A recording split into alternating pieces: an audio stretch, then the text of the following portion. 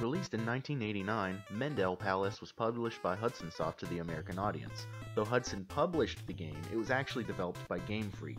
Yes, that Game Freak. This was the first game of many to come, years before striking gold with the Pokemon franchise in the mid-90s. The game takes place in a dream world, conjured up by the Princess Candy, where she, herself, is being held prisoner by the dolls that inhabit it. The hero, Bonbon, yeah, he looks like a bonbon, needs to conquer 8 different castles. Each castle has 10 rounds that need to be completed. To complete each round, you must destroy all the dolls within. How do you do that? You slam them into the wall and make them explode into a million pieces, of course. Take that, dolls.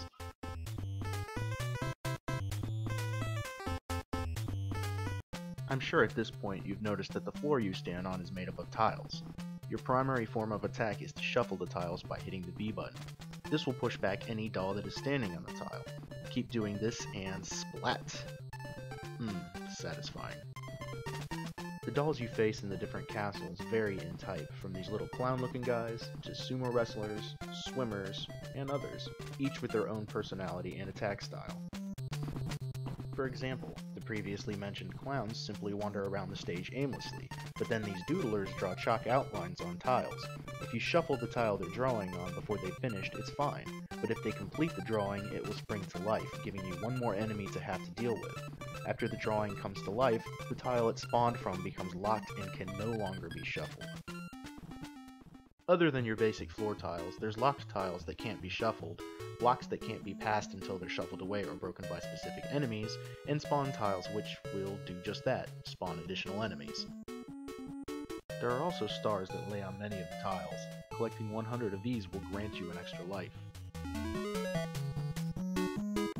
In addition, there are also these rotating point tiles which will give you points, an extra life, or a handful of stars.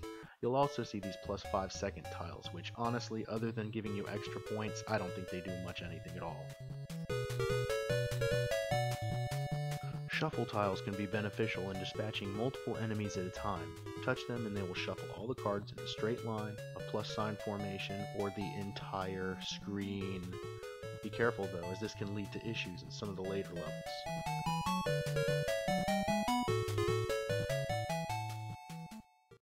I really enjoy these spin tiles. When you pass over them, they'll spin in one direction, causing you to zoom to that side of the stage.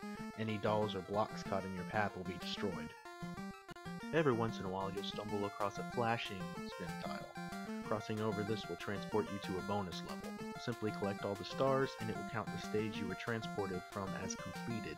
This can be especially handy when you find one in a stage that's particularly frustrating. The music offers some upbeat tunes that you'd expect from the lighthearted theme of the gameplay itself. It's not on par with the likes of Castlevania or Mega Man, but what's here is done pretty well. The graphics are basic but colorful and fit the game rather well. Though it's not the best looking game out there, I still find it appealing and quite charming. The game's difficulty is well balanced, ranging in stages that the player can breeze through with little to no issue whatsoever, to rooms that will frustrate and annoy, demanding multiple tries to conquer. Take this room for example. What in the world is going on here? Though simple in concept, there's a definite need for strategy, particularly in some of the later levels. Don't worry if you find yourself having a hard time. The game offers unlimited continues, and trust me, you're gonna need them. After completing the 8 main castles, you can tackle the central castle, in which each room follows a theme of one of the previous 8 and the respective dolls. Get to the last room of the castle and you think you beat the game, right? Wrong. Upon reaching round 10, you chase what appears to be the main protagonist into Castle in the Sky, opening up the real final level. The dolls that inhabit this castle are a bit different than what you've encountered to this point. These headband-wearing enemies can shuffle tiles at will, same as you. This presents an extra level of difficulty, as not only can they shuffle the tiles, but just like your attack, they can push you back. Once you finally reach round 10 of the last castle, the final battle can begin.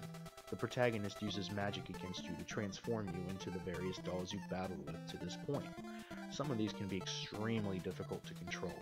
After multiple tries, you'll notice that the color of the spell you're hit with will dictate which doll you'll be transformed into. If you can time it out to get hit with a spell corresponding to an easy-to-control doll type, like the headband guys from the previous stages, you can set yourself up for better odds at victory.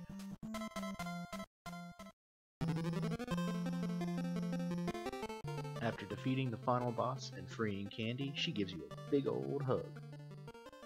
And credits roll.